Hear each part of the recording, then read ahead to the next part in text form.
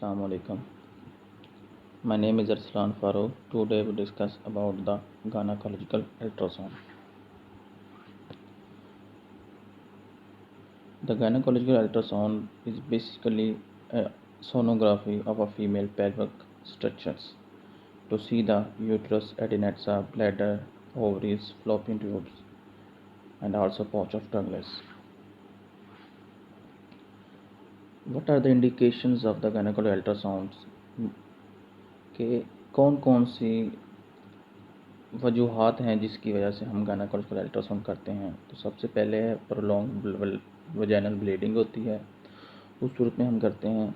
अगर मेनोरेजिया हो रहा हो, मेनोरेजिया जो है आमतौर पर हम हैवी ब्लीडिंग को कहते हैं, और उस सूरत में अगर मेनोरेजिया भी हो रहा हो तो अगर इरेगुलर यूट्राइन ब्लीडिंग हो रही है तो उस सूरत में हम करते हैं।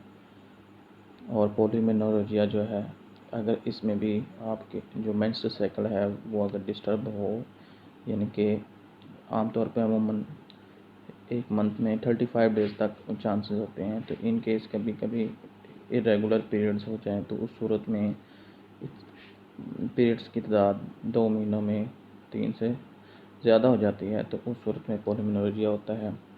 फिर मोनोमेट्रोजिया जो है, ये आमतौर पर ब्लीडिंग होती है, ये लेकिन इरेगुलर होती है ब्लीडिंग। उसके बाद अगर एमेनोरिया हो रहा हो, अगर मोनोपॉज नहीं आ रहा हो, यानी मेंस्ट्रुअल साइकिल नहीं हो रहा हो, तो उस सूरत में एमेनोरिया कहते हैं। ये इसकी बड़ी वजूहात प्रेगनेंसी होती है, और आमतौर पर अगर हार्मोनल इम्बैलेंस हो जाए तो उस सूरत में भी एमेनोरिया हो जाता है। उसके बाद ओलिगोमेनोरिया जो है, आमतौर पर इसमें जो पीरियड्स हैं वो लेट आते हैं, यानी कि आफ्टर 35 डेज़ का जो साइकिल है या 21 डेज़ का, वो उसमें डिस्टर्बेंस हो जाती है, जिसकी वजह से साइकिल जो है ना लेट आते हैं, उसे हम आमतौर पर ओलिगोमेनोरिया कहते हैं। उसके बाद अगर पेल्विक पेन हो रही है तो उस सूरत में हम ये गायनेकोलॉजिकल अल्ट्रासाउंड करवाते हैं, और उस सूरत में अगर मेंसेस आ रहे हैं लेकिन पेनफुल है तो इसे हम डिस्मेनोरिया कहते हैं। और उसके बाद अगर आपने यूट्राइन ओवरिन कैंसर है उसका फॉलोअप करवाना हो तो उस सूरत में ये आमतौर पर पेल्विक स्कैन करते हैं। और उसके बाद अगर पेल्पेबल लंप है, लंप मीन ऐसा होता है कि कभी कभार जो है टिश्यूज़, लिम्फेटिक टिश्यूज़ वगैरह हो गया और कनेक्टिव टिश्यूज़ जो हैं उसमें महसूस होता है कि कुछ ना कुछ कहीं पे ग्रोथ हो रही है लंप एक्स्ट्रा कनेक्टिव टिश्यूज़ की, तो उस सूरत में भी आमतौर पर हम पेल्विक स्कैन करवाते हैं गायनेकोलॉजिकल अल्ट्रासाउंड। और उसके बाद आइडेंटिफिकेशन ऑफ द इनफर्टिलिटी की कॉज को देखने के लिए हम आमतौर पर पेल्विक स्कैन करवाते हैं, चाहे वो प्राइमरी हो चाहे वो सेकेंडरी हो। फर्दर हम इसे आगे नेक्स्ट लेक्चर्स में पढ़ेंगे, प्राइमरी इनफर्टिलिटी क्या होती है और सेकेंडरी इनफर्टिलिटी क्या होती है। उसके बाद अगर हमने अनोमलीज देखना हो, अनोमलीज के इवन जब से जो भी अबनॉर्मेलिटीज़ आ रही हैं उसको हमने देखना हो तो फिर हम पेल्विक स्कैन करवाते हैं। उसके बाद फॉलोअप ऑफ प्रीवियस अबनॉर्मेलिटी, अगर कोई प्रीवियस अबनॉर्मेलिटी है उसको फॉलोअप उसको देखना है तो उस सूरत में भी हम ये गायनेकोलॉजिकल अल्ट्रासाउंड करवाते हैं। उसके बाद प्रीशियस प्रॉपर्टी जो है, इसको देखने के लिए आमतौर पर हम गायनेकोलॉजिकल अल्ट्रासाउंड करवाते हैं।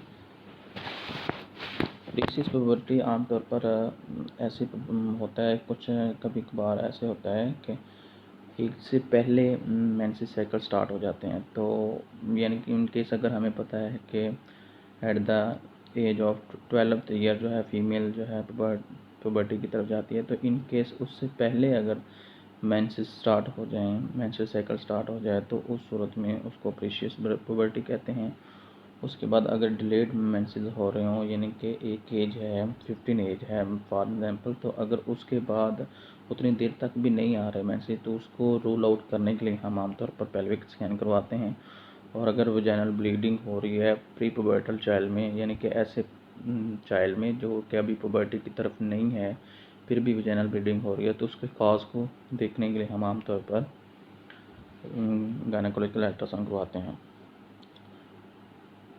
उसके बाद जब फर्टिलाइज एज हो गुजर जाती है, यानी कि जब at the age of 50 above 50 female चले जाते हैं, तो उस सूरत में भी अगर ब्लीडिंग हो रही है, पोस्ट मेनोपॉजल जो ब्लीडिंग है वो भी हो रही है, तो हम उसको रोल आउट करने के लिए पेल्विक स्कैन करवाते हैं।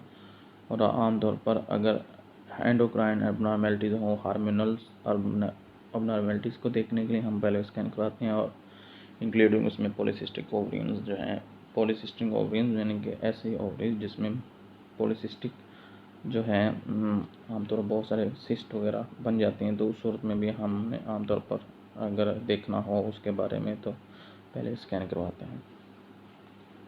अब sign and symptoms pelvic infection, अगर हमें पेल्विक में इन्फेक्शन है पेल्विस एरिया में, तो उसके जो आमतौर पर हो कह सकते हैं कि हमने उसको देखना हो, रोल आउट करना हो साइन एंड सिम्टम्स को, तो उस वक्त में हम पेल्विक इन्फेक्शन करवाते आमतौर पर पेल्विक स्कैन करवाते हैं। उसके बाद IUCD जो है, इंट्रा यूट्राइन कंट्रासेप्टिव डिवाइस जो है, उसकी लोकलाइजेशन देखनी हो, हमने देखना हो, यानी कि ये आमतौर पर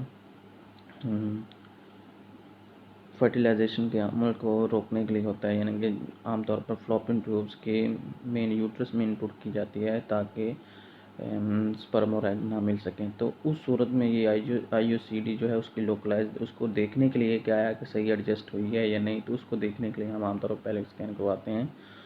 उसके बाद अगर हमने इंटरवेंशनल करनी हो चीज़ें, इंटरवेंशन उसकी सर्जरी करनी है, तो उस सूरत में भी हम अल्ट्रासाउंड गाइडेड जो है अल्ट्रासाउंड करते हैं। और अगर यूरिनरी इनकॉन्टिनेंस हो रही है या पेल्विक आर्गन में कोई भी इशू आ रहा है, प्रोलैप्स हो गया है, तो उस सूरत में हम आमतौर पर गायनेकोलॉजिकल अल्ट्रासाउंड करवाते हैं। अब हम देखते हैं कि रोल ऑफ अल्ट्रासाउंड क्या है। रोल ऑफ अल्ट्रासाउंड के गायनेकोलॉजिकल अल्ट्रासाउंड जो है किस पर्पज़ के लिए करवाते हैं और उसका हमें क्या क्या चीज़ों के बारे में पता चलेगा। नंबर 1 तो इसमें हम यूट्रस को देखते हैं, और उसके बाद ओवरीज और सर्वेक्स, वजाइना और एडिनेक्सा। एडिनेक्सा से मुराद यूट्रस के अलावा जितने भी साथ में जो ऑर्गन्स है रिलेटेड, उसे हम आमतौर पर एडिनेक्सा के नाम से देते हैं। उसके बाद हम अगर हमें कोई पता चले कि कोई मैस है, तो उसकी देखना हो कि किस किस्म का मैस है, अगर सॉलिड है, सिस्टिक है, मिक्स्ड है, तो उसकी देखना हो, तो उस सूरत में हम आमतौर पर अल्ट्रासाउंड करवाते हैं। उसके बाद पोस्ट सर्जिकल कॉम्प्लिकेशन, कि अगर सर्जरी जैसे सिजेरियन हुआ उसके बाद अगर कोई कॉम्प्लिकेशन आती हैं, जैसे कि एब्सेस हो गया है, फ्लूइड एक्युमुलेशन ऑफ फ्लूइड हो गया ज़्यादा, तो वो देखना हो। उसके बाद जैसे अडीमा अगर हो गया हो, कहीं पे स्वेलिंग वगैरह है, तो उस सूरत को रोल आउट करने के लिए हम गायनेकोलॉजिकल अल्ट्रासाउंड करते हैं ताकि इन चीज़ों का पता चले। उसके बाद अगर हमने इंजेक्शन वगैरह गाइडेड इंजेक्शन लगाने हैं, तो उस सूरत में हम अल्ट्रासाउंड करवाते हैं। और अगर एस्पायरेशन और बायोप्सी करवानी हो, बायोप्सी आमतौर पर कोई भी अगर कहीं भी कार्सिनोमा है, कोई भी इश्यूज़ है, वहाँ पे हम टिश्यूज़ का जो है ना एरिया, टिश्यूज़ को वहाँ से रिमूव करते हैं, या कोई भी फ्लूइड है कहीं पे भी, उसको हम थ्रू इंजेक्शन निकालते हैं। तो उसकी गाइडनेस के लिए आमतौर पर हम अल्ट्रासाउंड यूज़ करते हैं।